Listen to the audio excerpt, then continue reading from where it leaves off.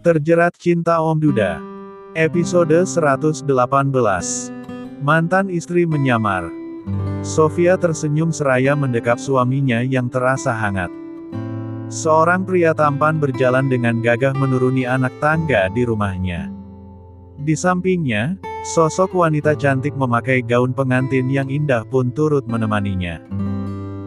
Mereka berdua tersenyum dengan anggun dan mempesona. Setiap orang yang melihat, pasti akan terkagum-kagum pada mereka. Mereka cocok, serasi, dan begitu membuat setiap orang yang melihatnya tercengang hebat. Ya, hari ini adalah hari pernikahan Sofia dengan James. Pernikahan kedua kalinya, tentunya. Karena mereka sudah pernah menikah sebelumnya, namun secara siri. Dan kini, mereka berdua menikah secara sah menurut agama dan negara. Tentu saja hal itu memang harus dilakukan oleh keduanya. Pada momen ini, James menjemput bidadari miliknya saat ia telah menyelesaikan segala urusannya dengan penghulu dan saksi juga wali. Tentu saja ini momen yang paling ditunggu. Para tamu undangan yang notabene-nya adalah pengusaha dan orang-orang ternama di tanah air tampak penasaran dengan sosok wanita yang mampu menggantikan posisi mantan istri James yaitu Luna. Selamat ya, Tuan James dan istri. Istrinya cantik banget sih, kayak orang Thailand, ucap rekan bisnis James yang sangat kaya sama seperti dirinya. Terima kasih, ya. Aku sangat tersanjung atas pujianmu. Tapi, aku sangat tidak suka karena kau telah memuji kecantikan istriku. Kuharap kau tidak bermaksud untuk menjadi pebinor. Hahaha. Kata James yang tampak tertawa terbahak-bahak. Hahaha. Itu tidak mungkin, Tuan. Justru yang saya miliki tidak akan tertandingi oleh siapapun, balas si pengusaha yang istrinya baru saja melahirkan 3 hari yang lalu. Ya, benar sekali, ucap James sembari menepuk punggung temannya itu. Setelah ia menyapa hampir dari setengah tamu undangan yang hadir, kedua sepasang suami istri itu pun bergegas ke pelaminan yang luar biasa dahsyatnya. Pelaminan yang luas dan lebar. Indah, mewah dan juga megah. Tentunya tidak perlu tahu berapa banyak uang yang James keluarkan untuk pesta pernikahannya itu. Cantiknya Putri Mai, seru Mai Lilis yang tampak cantik mengenakan pakaian adat Sunda yang modern. Sofia tersenyum manis lalu menyalami tangan Mai-nya itu. Terima kasih, Mai. Doakan Sane agar menjadi istri yang baik dan tetap menjadi anak yang berbakti pada Mai dan Po, ucapnya yang tampak sudah menahan tangis. Mai Lilis mengusap lembut punggung putri tunggalnya itu. Ia pun tak kuasa menahan tangisnya. Tentu saja ini adalah momen yang sangat menyakitkan tapi juga membahagiakan baginya. Selalu, sayang. Mai selalu mendoakan yang terbaik untukmu. Kau akan tetap menjadi putri Mai dan Po yang manja dan menggemaskan, kata Mai Lilis dengan suara yang bergetar karena menangis.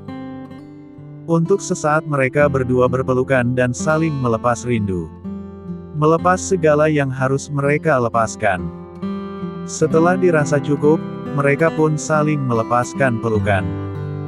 Dan kini Sofia beralih menyalami tangan Po-nya. Tentu saja Po Bonnam pun tak kuasa menahan tangis. Walau tampangnya menyeramkan seperti itu, tapi hatinya lemah lembut dan begitu penyayang. Maafkan Sane ya, Po. Sane selalu mengharapkan doa dari Po dan Mai, ucap Sofia dengan isak tangisnya.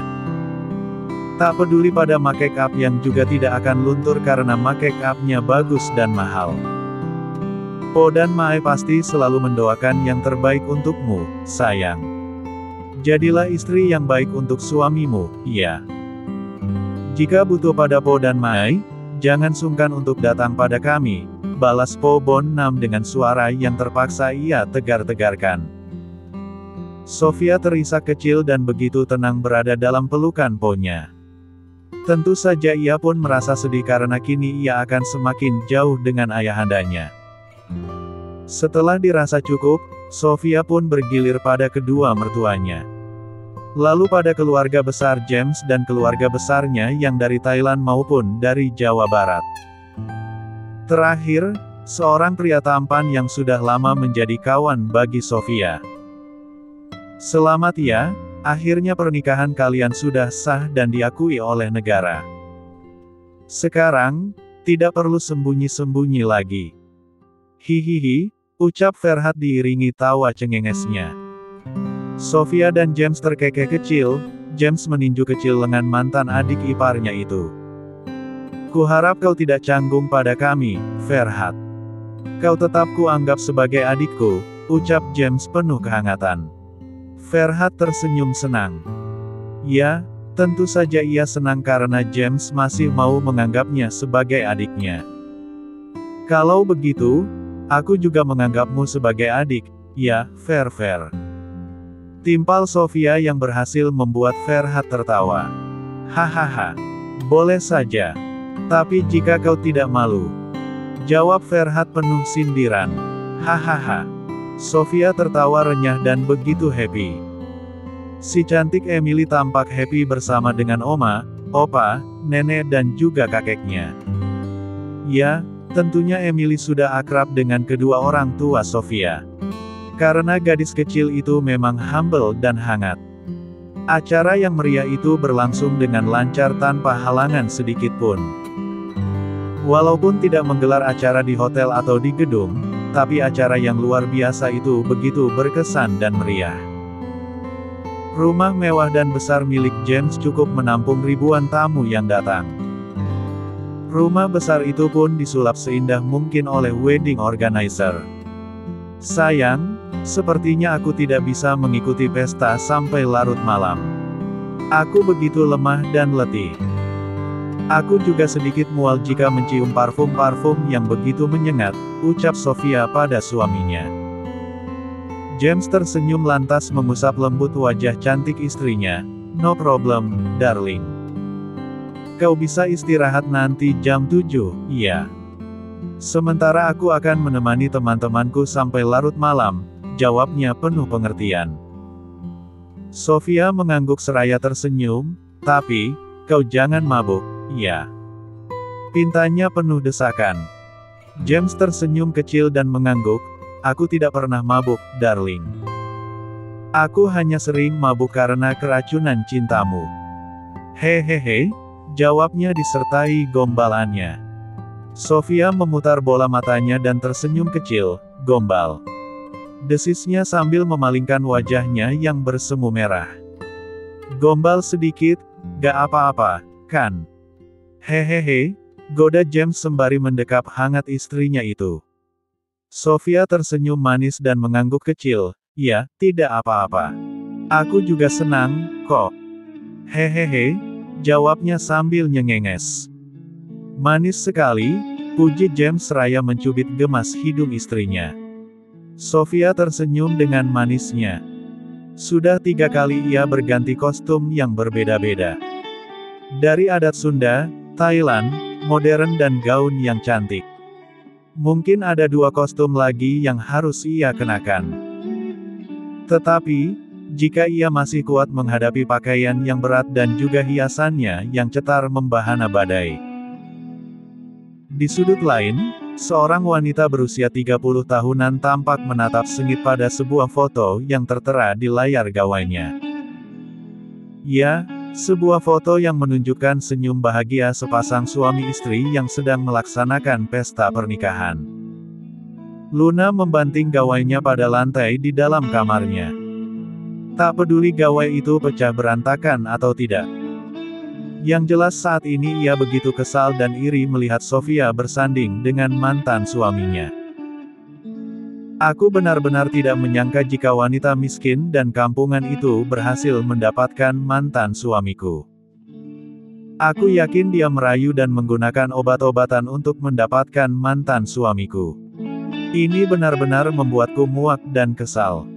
Aku tidak bisa membiarkan hal ini terjadi. Sepertinya aku harus mengacaukan pesta pernikahan mereka berdua. Kalau bisa, Aku akan menghabisi wanita kampungan yang telah berani merebut pria yang sangat aku cintai. Luna tampak memaki dan mengumpat sendiri di dalam kamarnya. Ia begitu terlihat emosi dan tidak terima dengan apa yang telah terjadi padanya. Ya, ia sangat ingin menjadi istri James kembali. Namun ternyata keinginannya itu tak bisa ia raih dan wujudkan karena James sudah sangat membenci dirinya dan melupakannya begitu saja. Wanita cantik itu tidak sadar jika dirinya memang sudah bersalah dan berdosa pada suami dan anaknya. Ia telah berani berselingkuh di belakang James dan menelantarkan putrinya sendiri. Pria mana yang tidak benci dan sakit hati pada istri seperti itu? Anak mana yang tidak marah dan sakit hati pada ibu semacam itu? Anaknya sendiri melihat perselingkuhan mominya dengan pria tua yang menjadi biang suksesnya karir Luna di dunia permodelan. Sial! Pekik Luna sembari melemparkan apa saja yang ada di hadapannya. Wanita itu benar-benar seperti orang yang sudah kehilangan akal dan semangatnya. Ia bahkan mengacak tempat tidur dan rambutnya. Aku harus menghabisi wanita itu. Ya, dia yang sudah merebut James dariku. Ucap Luna dengan tampang yang sangat menyeramkan. Rambutnya yang acak adul dan wajahnya yang merah karena emosi tampak membuat Luna seperti kerasukan. Tak ingin menyia-nyiakan waktu lagi, wanita itu pun bergegas mengganti pakaiannya dan tentu saja ia harus menyamar dan menyembunyikan identitasnya. Aku akan menyamar menjadi pelayan di pesta pernikahan James dan wanita kampungan itu, ucap Luna sembari mengenakan pakaian pelayan yang sama persis dengan para pelayan yang bertugas di pesta pernikahan James dengan Sofia. Setelah dirasa cukup, Luna pun bergegas melangkahkan kakinya dan mengendari mobilnya sendiri.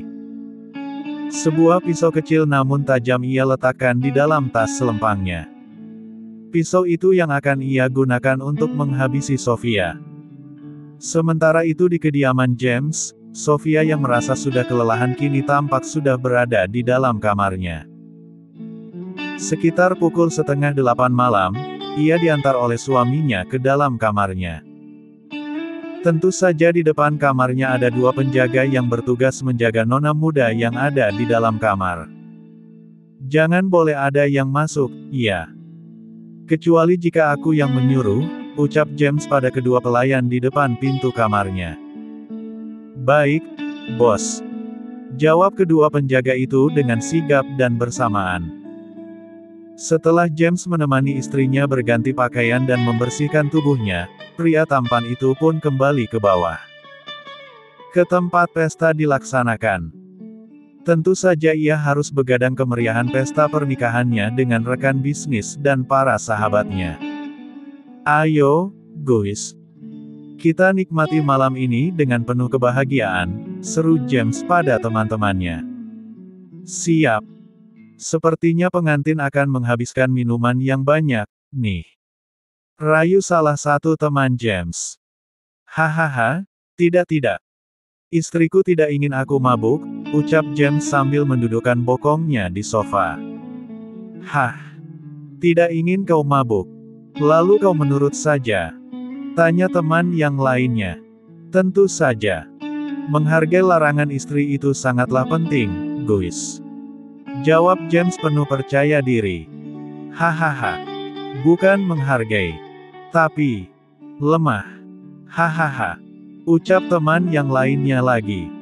Hahaha. Tawa ngakak pun pecah di antara mereka semua. Sementara itu, Luna tampak baru saja masuk ke dalam area pesta. Ia bisa dengan mudah masuk ke dalam karena ia memakai seragam pelayan. Tentu saja ia pun mengaku sebagai pelayan yang bertugas di pesta itu. Yes, gue berhasil masuk ke dalam rumah ini, ucap Luna dengan suara yang sangat pelan. Wanita licik itu pun bergegas mencari tahu di mana nona muda yang kini telah menggantikan posisinya di rumah itu. Oh, dia sedang istirahat. Bagus. Aku rasa ini waktu yang sangat tepat, ucap Luna sembari melirikkan matanya ke sana kemari. Demi memuluskan aksinya, wanita itu membawa minuman di tangannya. Tentu saja ia akan berpura-pura jika ia diperintah oleh James untuk memberikan minuman itu pada nona muda yang sedang istirahat di kamar. "Permisi, aku." Belum sampai Luna selesai bicara, dengan cepat penjaga di depan pintu menyelanya. "Sesuai dengan perintah Tuan James, tidak boleh ada yang masuk ke dalam kamar nona," ujar penjaga itu penuh penegasan. Luna tampak membulatkan kedua bola matanya penuh dan dengan cepat ia berpikir keras. Ia tidak mau sampai gagal di tempat. Ini, sebenarnya aku diperintah oleh Tuan James untuk mengantarkan minuman ini," ucapnya. Dua penjaga itu tampak saling beradu pandang untuk sesaat. Tentu saja mereka harus mempertimbangkan keputusan yang mereka ambil. "Sebenarnya aku disuruh cepat oleh Tuan James. Jadi, aku harap kalian bisa mengerti," ucap Luna mulai melakukan strategi agar lancar masuk ke dalam kamar Sofia. "Oke, silakan masuk," ucap salah satu penjaga sembari membuka pintu. Luna mengangguk. Di balik masker yang ia kenakan, wanita itu tampak tersenyum licik dan merasa menang. "Dasar bodoh," desis Luna dalam hati. Wanita itu pun cepat-cepat masuk dengan minuman di tangannya, mengedarkan pandangannya ke sana kemari. Tentu saja ia harus cepat menemukan Sofia. Sementara itu, Sofia tampak sedang berbaring di atas ranjangnya. Tentu saja matanya terpejam karena ia memang sangat merasa lelah. Ia benar-benar tidak tahu jika Luna berada di dalam kamarnya. "Bagus. Sepertinya aku langsung habisi saja wanita kampungan ini," ucap Luna dalam hati.